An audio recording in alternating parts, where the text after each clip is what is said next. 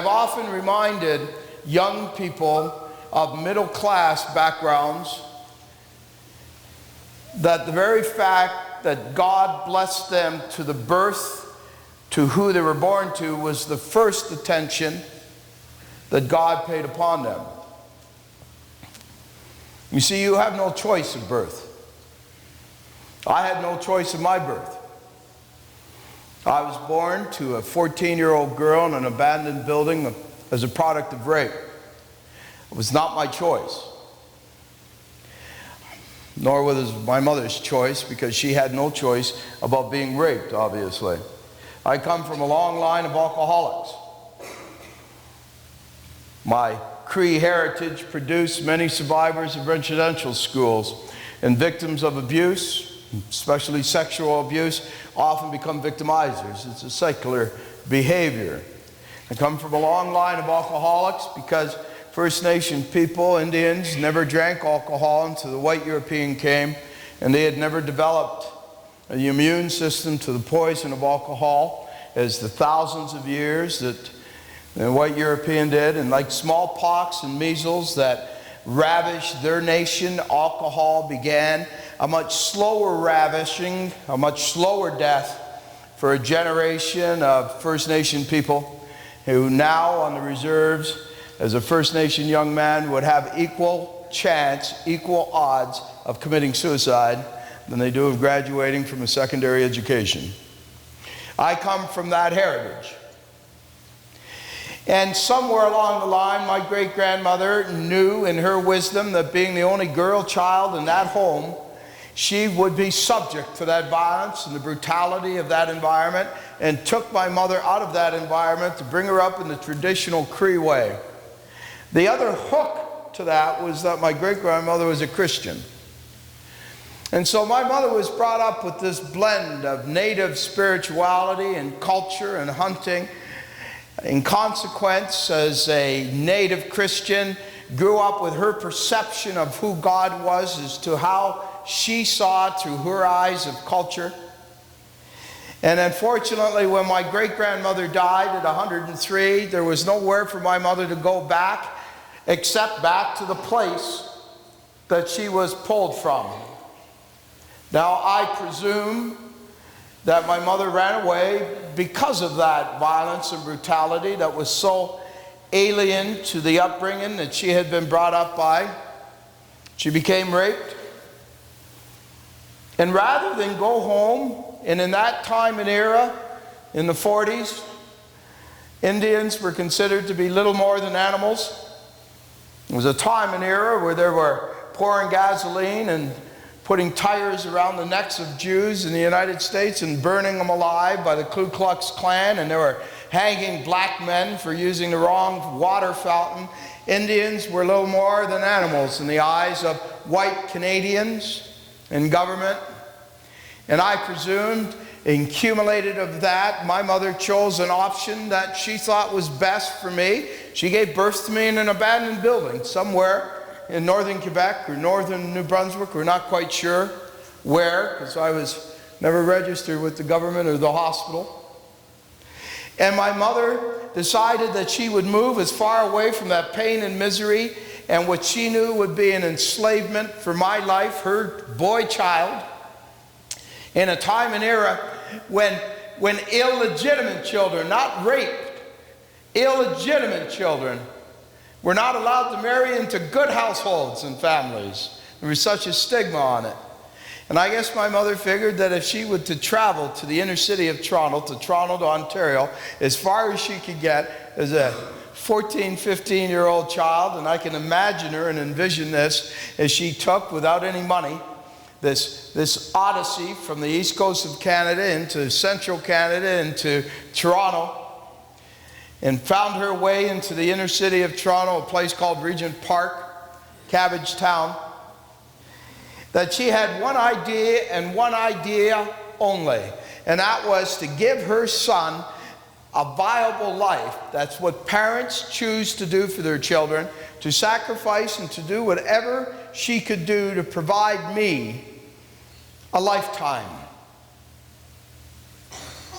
And for the first 8 years of my life, She did that. I was the envy of the hood. My mother worked 2 jobs. My mother couldn't read and write, but she could work. She had values. And she worked 8 hours a day at a restaurant and then went and worked another 8 hours a day at another restaurant. 16 hours a day, 6 days a week. My mother was long gone to work before I got up in the morning, and I would be in bed long before she got home at night. I lived in a rooming house. I was the envy because I always had clean clothes. I was the envy because I had no father to throw empty beer bottles at my head on Friday night. I was the envy because I always had food. I was the envy because I was never struck or screamed at. I was the envy because as a child, I didn't have to absorb the violence that the other children in the hood had to absorb. And on Sundays, my mother would spend all day with me. And she would take me to a little storefront inner city church, and I would look at Jesus as a puppet, and we would eat. And we would go home, and my mother, if you know anything about First Nation culture, they're stew makers. They make a lot of stew. Everything is stew. And my mother would bake big pots of stew, and we would take them to the poorer families in the hood. Ones whose fathers had gone on a binge and drank all the money, and the kids had nothing more than molasses sandwiches or bread, and we would go around and deliver this stew. And you know, like all mothers, my mother would coo to me as a child. She would tell me how beautiful I was and how valuable I was and how smart I was. She would tell me that God created me and that I was made of very good stuff. And she told me, as all parents begin to tutor their children, you need to do what you're supposed to do. Be a leader, believe in yourself, have the values that I am teaching you, and you will succeed, and you are excellent. And I believed her. Children believe their mothers when they tell them how beautiful they are and how excellent and smart they are and that they're loved. And I believed her when she told me that there was this God who created me. Now, she never told me that I was a product of rape and I was Indian and that the world will look at me with a different point of view. She never told me that I was poor, so I didn't know that, and I didn't know that the world will look at me with a different point of view, because I believed my mother. And she told me this puppet Jesus had died for me, and I was that important. And that I always would be taken care of, because God loved me. And one day I played truancy from school. As all other children, I wanted to be popular and liked, and I chose in this group at this elementary school to skip school with them and go shoplifting. I was to discover that I wasn't built for speed. And I was to discover that when I went to 311 Jarvis and I was locked up in a room and I went to the court on Monday morning, and that the only person in that courtroom that cared about me was my mother. I was to discover that what my mother had told me wasn't true at all, because here was this man with a big black robe who called my mother an unfit mother. Here was this man who called me an incorrigible child. Although I not knew the meaning of incorrigible, I knew that it wasn't a good thing. I knew that when he said we were sentencing him to St. John's training school, that I must be everything different than what my mother said, and that this God that my mother talked to me about was also a lie. I got angry at my mother because my mother didn't defend herself. Now I know that as a woman without an education, without power, of a different race, in poverty, in a time and era where women, not all that many years before, had been given the right to vote and own businesses, in a time and era where she was thought to be subhuman, she was powerless to say anything different. But in my mind, because she said nothing, that meant that what that man said was true. And if she was unfit, what did that make me? And what did her lies mean? Because her words that she cooed to me must be lies, because she never defended them. I couldn't have been excellent. This man said that I was something different. They were to place me in the most violent and brutal training school in the history of Canada. I was not only angry at her, but I disbelieved that there was any God. And when I walked into St. John's training school and saw these men in cassets who called themselves Christian brothers, I said, not only did my mother lie to me about this God, but these men who represent this God are evil men, as they rape boys in the middle of the night and beat on them. This is no God that I want a part of. When I was 9 years old, I had my jaw broke for whispering in chapel.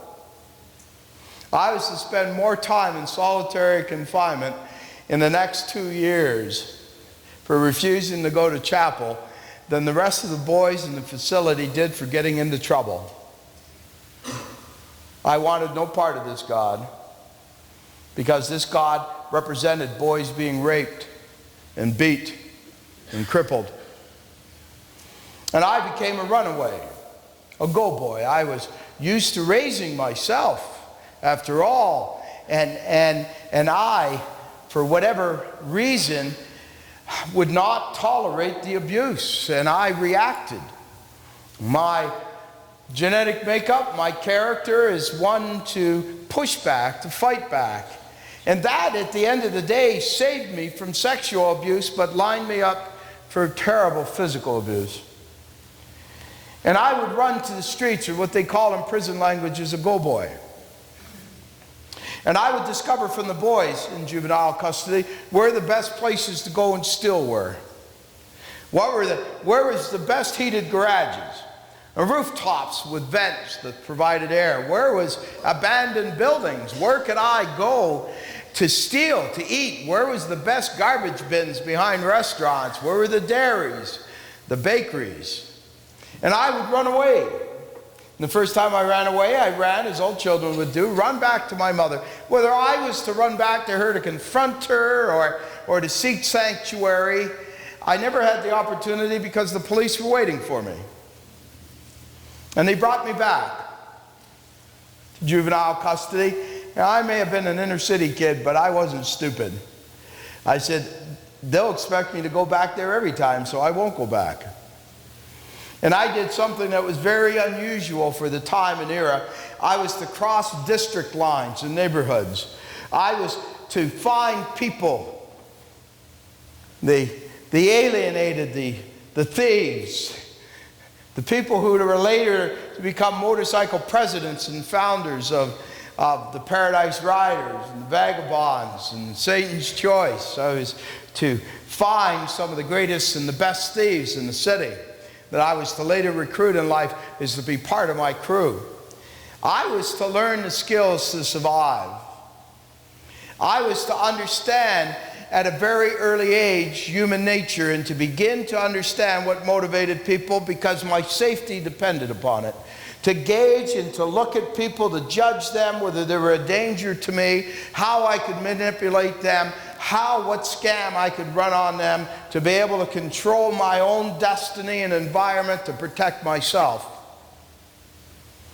And when they brought me back to St. John's, every time I was brought back, the violence and the brutality got harder.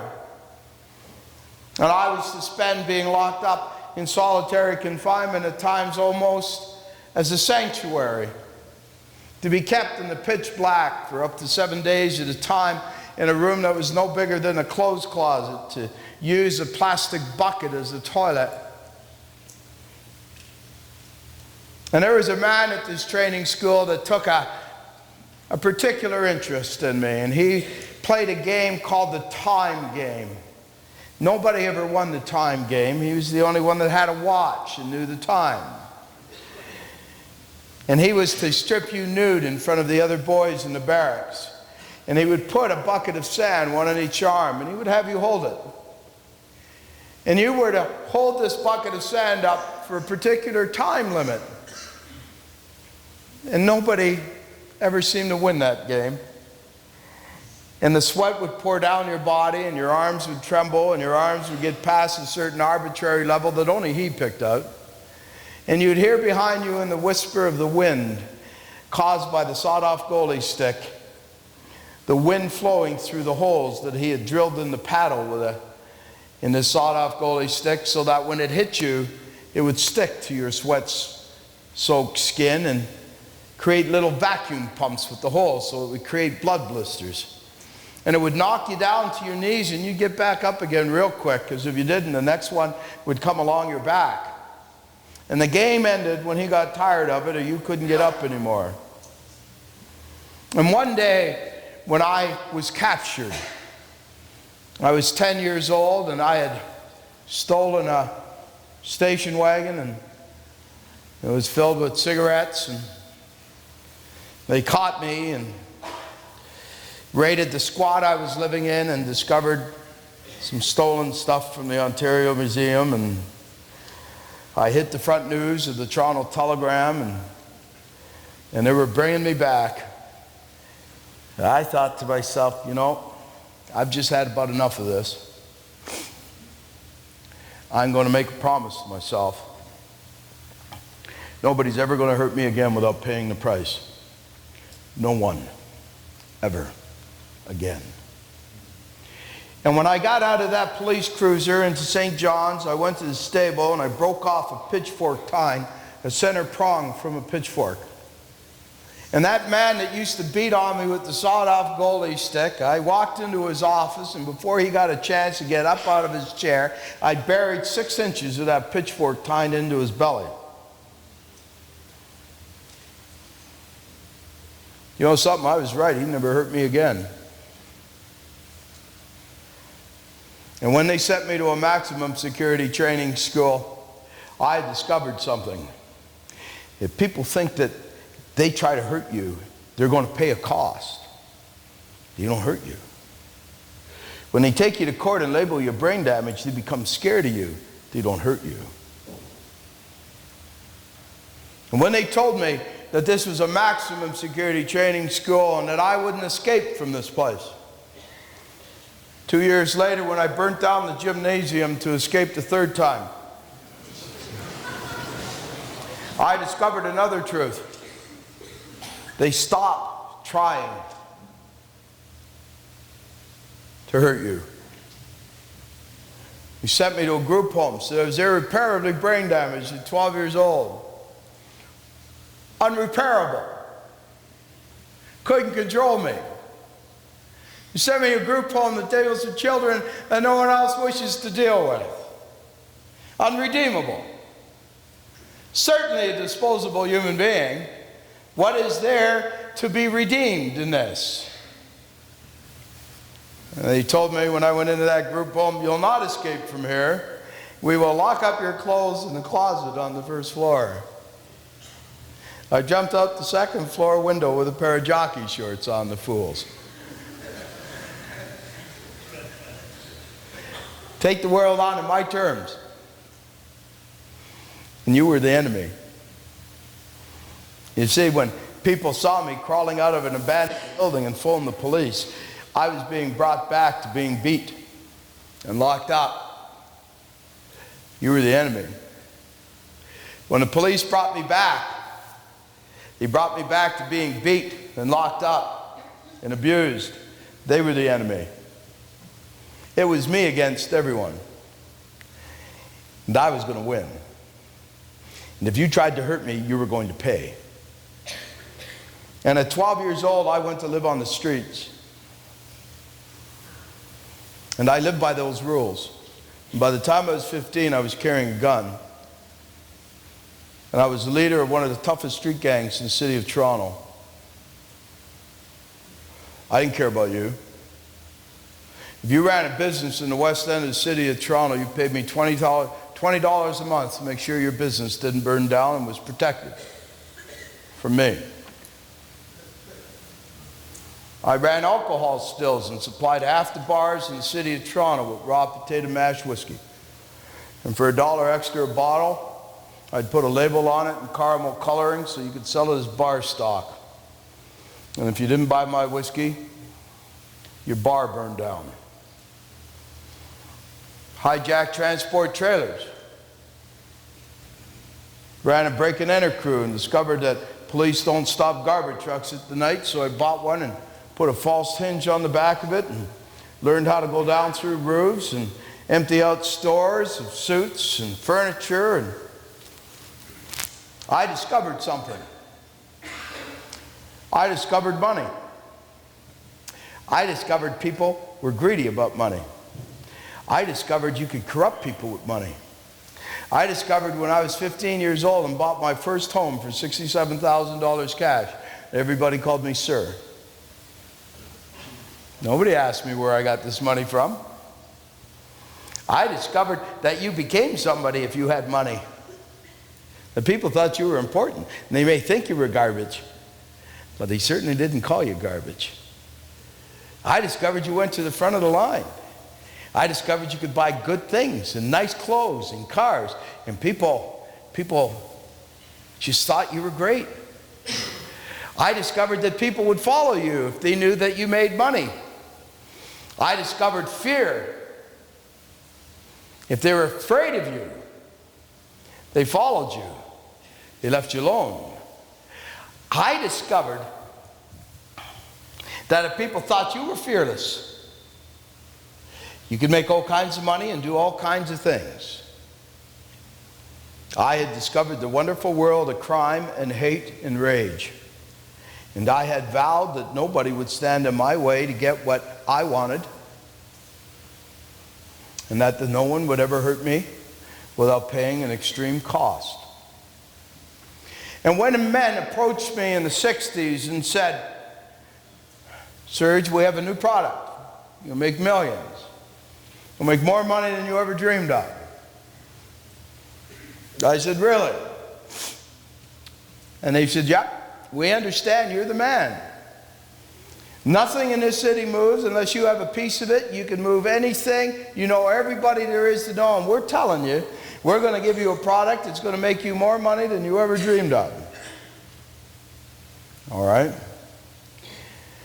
What is it? He said, we're not telling you till you give us your word that you'll give us 1 week of your time. We understand that you never lie. Ever lie. We understand you never break your word. That's your reputation. This is what people know you about in the criminal world. And so if you give us your word, we know you will keep it and you will not lie, that if you discover that this is a good scam, you will do business with us. And I said, you've got my word and you got my promise that that will happen. What's the scam? The guy said, drugs. I said, you're an idiot. You can't make money from drugs. You don't make money from drugs. Prostitutes do it. Gutter people. The pimps. There ain't enough people in the inner city of Toronto to buy drugs that's going to make me the amount of money that I make in my extortion rackets, my whiskey. I said, are you nuts? I'm running 3 gambling casinos. Blind pigs. I've got contracts going with Montreal. You're going to tell me I'm going to make money with drugs. You're a goof. Guy said, you give me your word. He said, I got a pipeline for Mexican, Colombian weed. We manufactured LSD. I'm going to set up a lab here. We worked in California with a guy named Timothy Leary. And I'm telling you straight out, you're going to make more money than you ever dreamed of. You got to honor your commitment to me. I said, you got it. What do you want? He said, I want you to meet me tomorrow morning. I met him in the morning and we went to the suburbs. We went to high school. And I got out of the car and I looked at this guy and I said, I'm going to punch you right in the mouth. What are you doing? Somebody's going to phone the cops. What do we do at this high school? I've never met anybody who went to high school. They're these stupid kids, you get clean white clothes on and straight white teeth and no bruises and laughing, and some of them got cars. They get grade 5 education. In the inner city, people don't go to high school. They quit school at 15 years old. They go to work, they go to steal, they go to jail, but they don't go to school. What are we doing here? He said, watch. And he went to the smoking pit and he started giving out dope. And on Monday he gave out weed, marijuana. On Wednesday he started giving out tabs of acid. On Friday when the kids came, he said, no more free stuff, this is what the cost is. On Saturday I went back to the inner city. I called my crew together. And I said, we're in a new business. I said, it's the best scam in the world. And my guy said, well, you're the man. What is it? I said, dope. My partner looked at me, and this is a guy that I ended up being partners with for like 30 years, you know. And he looked at me, and he had a lot of liberty, and he said, you've been punched one too many times in the head. You're scrambled. You can't make money from drugs. He said, you won't believe this scam. I'm going to tell you. This is the best money-making scam I've ever seen. These kids took the drugs and gave it to their friends. And my guy said, say what? I said, they gave it to their friends. Now you got to understand, this was opposite to what we believed in the inner city. I can't tell you how many guys I said I'd kick their butts around the corner if I caught them drinking. They wouldn't let them run with my gang because they had a chance to get out of it. We believed, quite frankly, we weren't ever going to live to be 25 years old. I mean, when we saw somebody in the inner city had a chance to get out of it, had half-decent parents, had a shot to escape the poverty and the pain and the misery, we would try to protect them and make sure they didn't get involved with anything. And here's where these kids were giving dope to their friends. And the only thing that we saw about drugs was the prostitutes, the hookers, kids selling their bodies to buy dope and heroin. And here was these kids giving it to their friends. And I said, I got to tell you, at the end of the week, when Ian said to them, no more free stuff, they reached into their pockets, pulled their money together, bought some, and began to sell it to their friends so that they could have their dope without cost. I got to tell you, this is the best scam in the world. All we got to do is put a dealer in every town and city. And these stupid middle-class kids will sell it to their friends. They think it's cool. And their parents give them the money so that they can buy the drugs. And they never tell the police about it.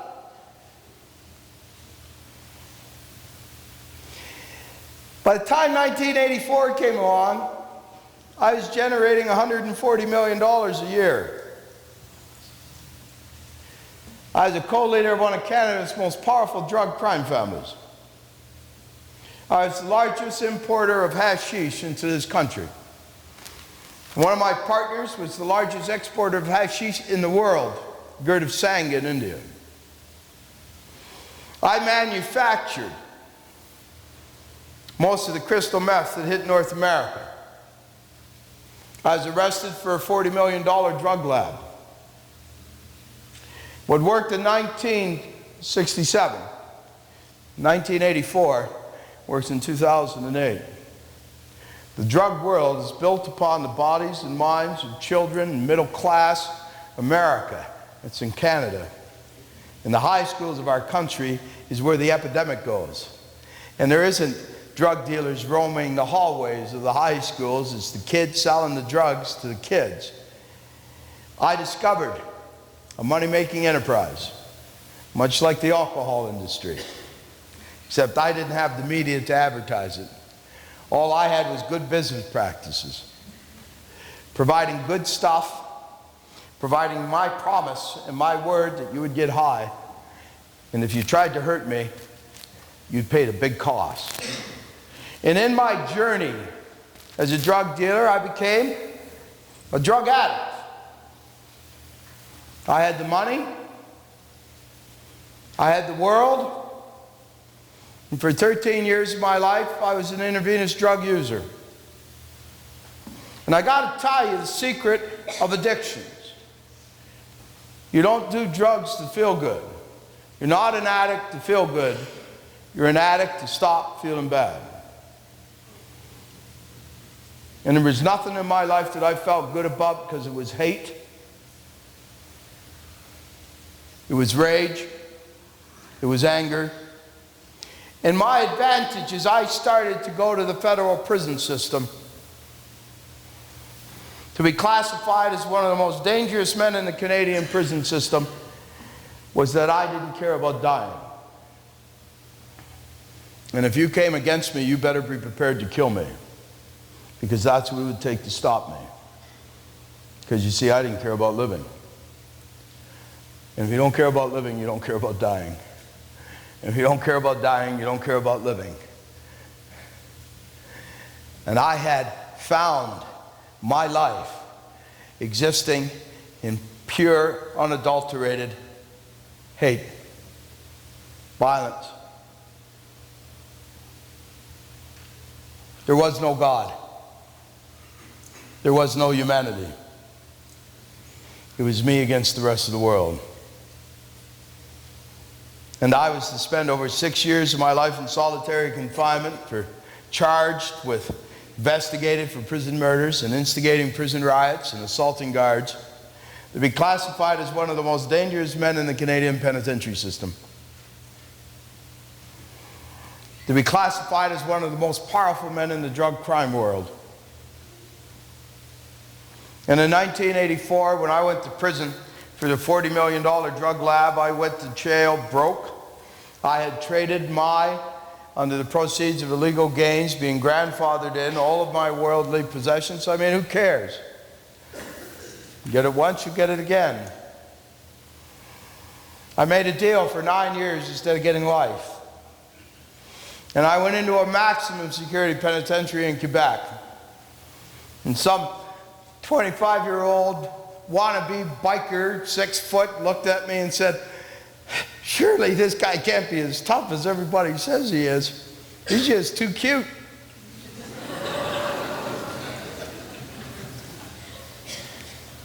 Yes, you see, he was a young man. He didn't understand that the very dangerous men don't have a lot of scars in their faces, and the very dangerous men don't look dangerous. That's why they are dangerous. You look to see who put the scars on the people's faces, because usually they're the ones that you need to watch out for. And because I didn't have a lot of scars in my face, and because I wore my hair short, and because I was just plain cute,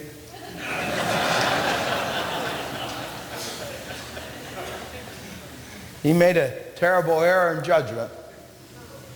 And he thought he was going to gain a reputation by taking me down, and I beat on him with a 4-foot steel table leg. He went to the hospital, and I went to solitary confinement again, which was not an unusual thing. And I gave my answer that I always gave. I don't care. There ain't nothing that you can do that will make me care. Nothing. What are you going to do? Throw me in jail? What are you going to do? Kill me? Give it your best shot. People have tried. I've been shot, put in a critical condition twice, not expected to live. I've been stabbed, I've been beat. Go ahead. Give it your best shot. I didn't care. And they said, "We're going to put you in a new super maximum security penitentiary, the SHU. And it's being built. It's going to house 175 men. We're going to take old St. Vincent de Paul that had just gone through a riot. We're going to put a prison within a prison. And you're going to be one of the first convicts sent there. And we're going to put you in solitary confinement on a deep seg order." A deep seg order, when you're in solitary confinement, means you're not allowed to open up your cell door unless there's 2 guards and a supervisor. You can't come out of your cell unless you're wearing iron. In other words, you've got to be handcuffed. So you stick your hands out and they handcuff you, and then you turn around, they come in and they put a chain belt on you, and they attach the handcuffs by a chain to that chain belt. They put shackles on you, and they attach the shackles to the chain belt with a chain. And the only time the handcuffs are off you when you're outside of that cell is when you're showering. The rest of the chains stay on.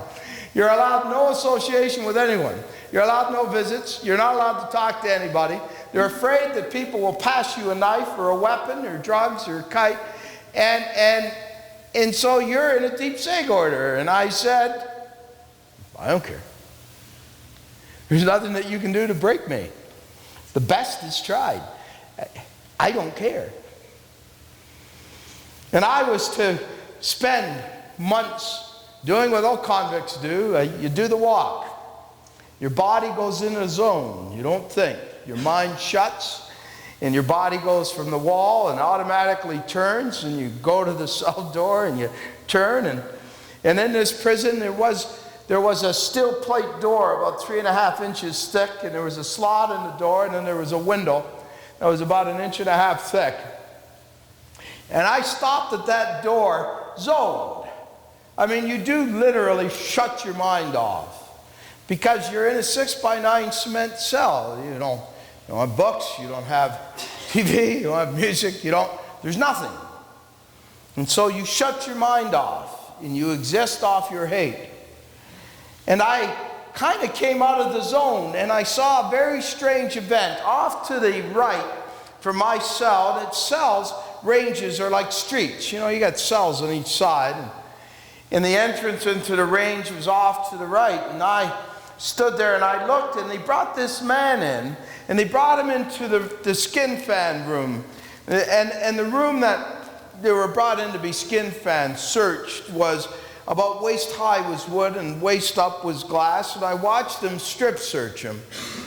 This was really unusual. Not the strip searching. I mean, in many prisons I was in, I'd get strip searched sometimes 5 times a day, just to see if I was carrying a weapon, which I was known to carry quite a bit, or whether I was carrying drugs, or sometimes just to harass me. And so this wasn't unusual. What was unusual is the man wasn't a convict. He was a free man. And I watched this with a great deal of interest.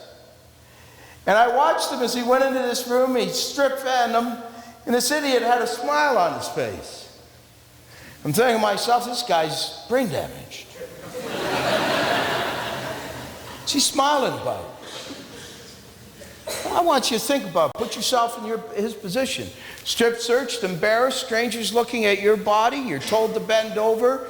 You're told to spread your body parts, and he's smiling. Put his clothes back on, smiling. Pick up magazines, smiling. Go and speak to the convicts, smiling. Come by my cell, past the forbidden zone, and I'd look at him with my best, dead smile. You got to understand, in prison you practice like that you're dead. That there's nothing behind your eyes, that nothing bothers you, and you just give a dead look at people, letting them know that not only are you dead behind the eyes, but if they mess with you, they're dead. It's just the most ugliest look that you can put on your face. It just freezes your face. There is no emotion there other than the hate that pours from your eyes. And I looked at him, and this stupid little man just smiled at me. I began to hate that guy. I began to despise him, because this stupid little man came in twice a week and let those screws do that to him. And he always had that stupid little smile on his face. To do what? You speak to garbage that no one else wants to speak to, visiting convicts in solitary confinement in a maximum security penitentiary. And you see, why I hated him was I couldn't figure him out. Listen, I know what makes people tick. Pride, prestige, power, money. So what made this guy tick? Nobody got to see him. Nobody saw what he was doing, so nobody was patting him on the back. He was volunteering to get paid. In fact, he was being harassed and humiliated. Certainly wasn't in a powerful position. He had guards telling him to bend over, stripping his clothes off him. There was no power. It was powerless.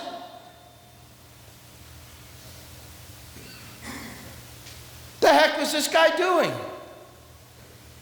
Surely he must be brain damaged. And the more I tried to figure him out, with that stupid little smile, the angrier I got. And one day the warden came to me and said, Serge, the new Supermax, the shoe is finished. I'm going to be shipping you out. All right, I don't care. And I waited for that little man to come in. And he went through his routine, and he got to the front of my cell, but this time I just smashed the cell door as hard as I could. You see, I had learned in my life, you always went on the offense. You always did the unexpected. You always put people on the defense. And he got startled, and I had my reaction, and he jumped as the noise was loud, and I looked at him, and I started to scream at him through the door, the most ugliest, filthiest names you could imagine. All of the four-letter words that accompanied it. And I said, you goof, you are brain damaged, you are an idiot. You come in here, you allow the screws to do this for you, to you, this stupid smile on your face, to talk to garbage that no one else wants to talk to. And I went on. And I insulted him and his parents and his heritage and every other thing. And you know something? He just smiled at me.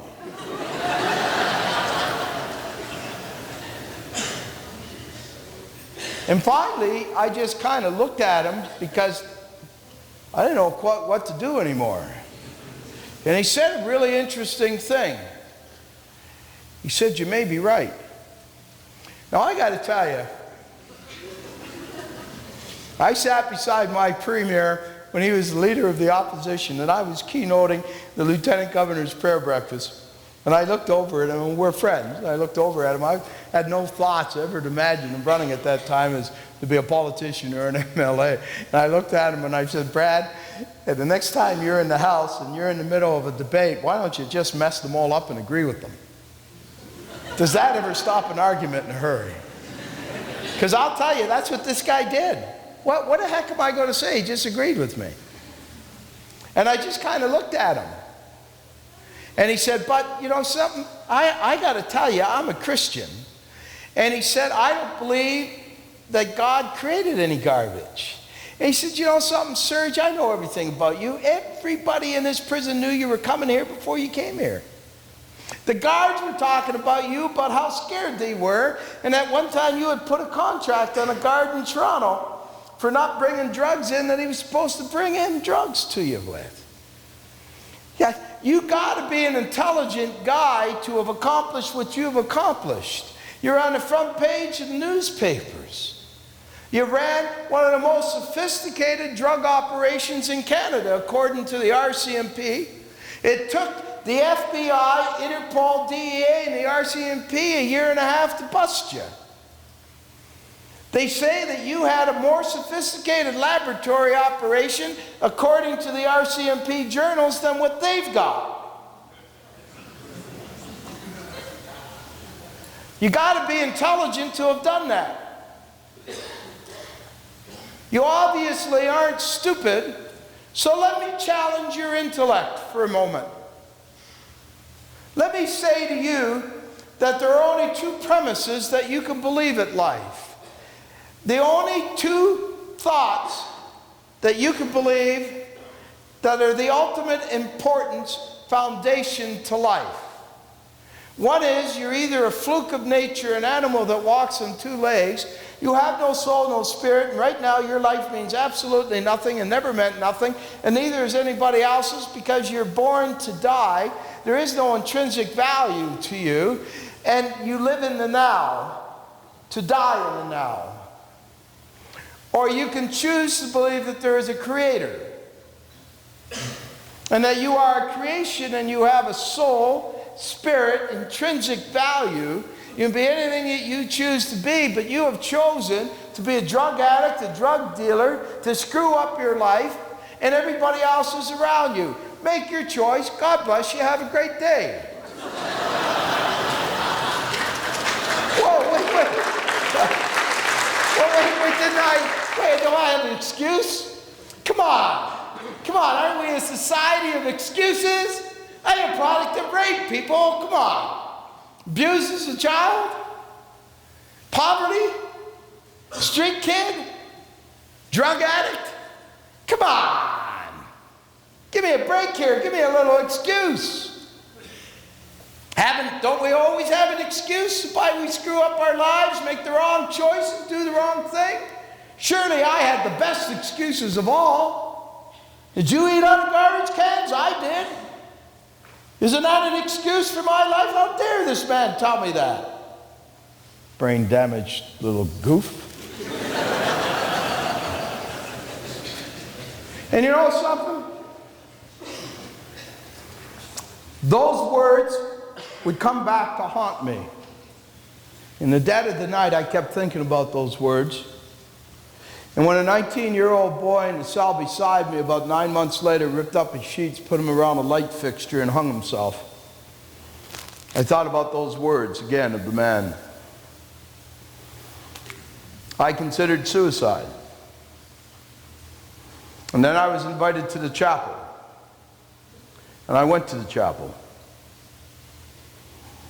And I didn't have a Bible, and so they smuggled me in a little red Bible that was written by somebody by Gideon's. Probably stole out of some hotel room.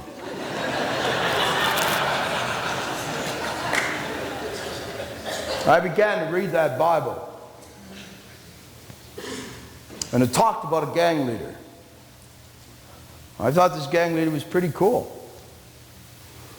He had upset the whole country. He had the army scared of him. And he did it with only 12 guys. And he got busted. And his gang split. Understand that? My gang split. And I was only being put in prison. And they were beating on this guy and whipping him and putting him on cross and killing him in the most miserable death. I can understand why the gang went into hiding. The gang leader blew it. What I couldn't understand is why the gang came out of hiding. I know human nature. If you're going to allow yourself to be stoned and beaten and imprisoned, you're going to die and be persecuted. You don't do it for a lie. You only do it if it's real. You only do it if you say it. If what you say you saw, you must have saw, or you must be higher than a Georgia pine. So I did what any self-respected, clear-thinking drug addict in a prison would do. I decided to put it to the test. The easiest way to find out if it's real. The easiest way. Put it to the test. So I did. December 25th, 1985, at 2 a.m. in the morning, I invited Christ to be my personal Savior. I just said, do your thing. I'm yours. I want to join your gang. You're my gang leader. Let's do it. And I got to tell you, the prison doors popped open and rays came out upon my head and horses went flying by. No. No, in fact, I started going to chapel and they used to try to keep me calm down. There's an awful 4-letter words that come to glory, hallelujah. It took me a lot of months before I stopped wanting to stab people and punching people and carrying a knife. It took me about 6 months before I decided I was going to quit doing drugs. I began a journey. And it was a simple journey because I had a grade 5 education. I was a drug addict for 20 years. I'd been a criminal my whole life. I was a convict. I didn't know anything else but that life. I didn't know anything but to hate. My whole reaction was to be fearless, to make you pay a cost, to react, to attack, to put you at the defense. So I said, how the heck am I going to do this? This be a Christian stuff. So I think I'll go to the red letters. In this little book that was written by Mr. and Mrs. Gideons. In the words from the gang leader, they kept coming out red. So I knew if it was in red, it came from his mouth, and it must be important because the gang leader is saying it, you got to pay attention to it. So I read this. When Jesus spoke again to the people, he said, I am the light of the world. Whoever follows me will never walk in darkness, but will have the light of life. Hey, I want that. That's what I want. That's it. That's what I want. I want to hate anymore. I'm tired of it. I'm tired of being a drug addict. I'm tired of hurting. That's what I want. I want life. I want light. And so what do I got to do? I got to walk, I got to follow him, and I'll get out of this darkness that is possessing me. All right? Now, how the heck do I do that? Then I read just, a half a dozen verses over. To the Jews who believed him, Jesus said, if you hold to my teachings, you are really my disciples, then you will know the truth, and the truth will set you free. Become my disciple, follow my teachings, and the truth will set you free. And that's what I wanted. And was it hard? Sure, it was hard. I had to change what I believed, what I felt, my addictions. But I had the way to do it. His teachings. I had the manual. And I had the promise. When it becomes too hard for you, I'll be there to prop you up. I will give you my strength. I will provide the people to help you along in your journey. Doggone it if he didn't do that. I was released in 1988 through a prison ministry, and with a prison ministry, I acquired an adopted family, and I lived with them for 3.5 years while I was going to university, as I began to learn to live as a human being. Of all things, I became a main speaker for Crime Stoppers and worked with the police. I didn't know at the time that doing all of that would get me a national pardon in the year 2000, because they had heard that I had applied, and they petitioned the government in a letter writing campaign from police chiefs and RCMP inspectors and Crime Stoppers personnel from across North America, telling the government, this man is who he says he is today. We know him, and if anybody ought to have reference to him, it should be us, who spent most of our careers putting him behind bars. We know he's for real, and he deserves a pardon. And for the first time in the history of Canada, a man with organized crime on his record was granted a pardon.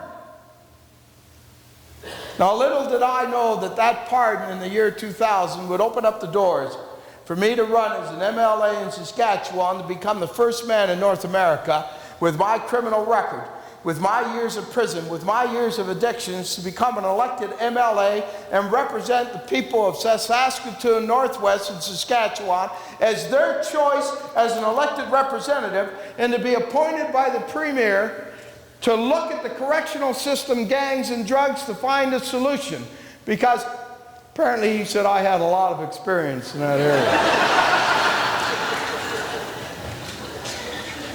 By the grace of God. And I got to tell you that you need to understand that I am still the product of rape. There's nothing changed. I'm still the half-breed. I spent 20 years as a drug addict, and they say that you can't quit. I mean, I was classified as one of the most violent, dangerous men in the Canadian prison system. I haven't thought about violence in 20 years. I mean, it's just not part of me. Why the change? I'm still the same person. The only difference is that I accepted the Lord Jesus Christ as my personal Lord and Savior, and I chose to obey his teachings as my way to live life and to depend on his power to get me through it. And doggone it, didn't it happen? Because he honors his word. He is God, and what he said is that I am a creation. I am not an animal that walks on two legs, and that my life is of great value enough that he would send his son to die for me. And the reality is that it's truth reigns.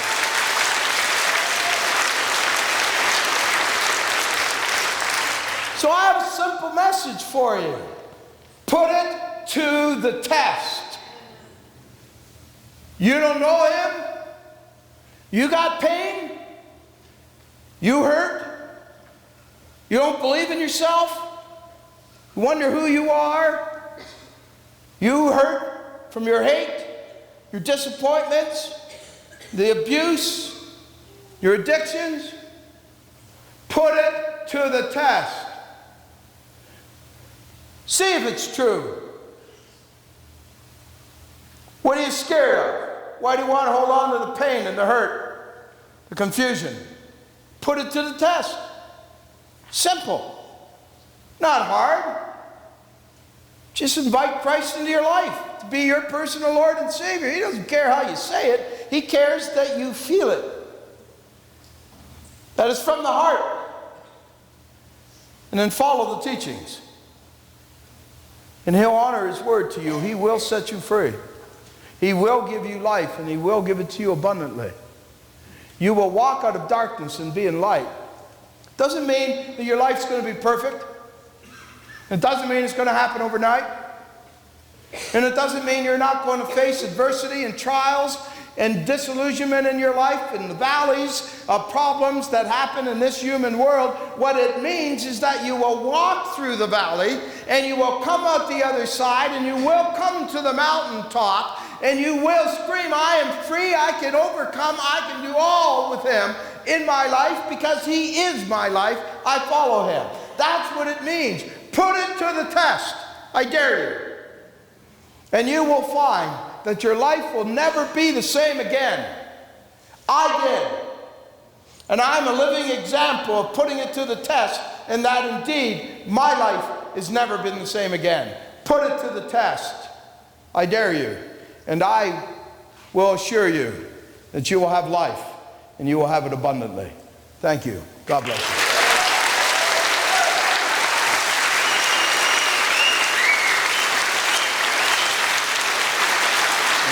All the heaven. All the heaven. It's all the heaven. It's all the heaven.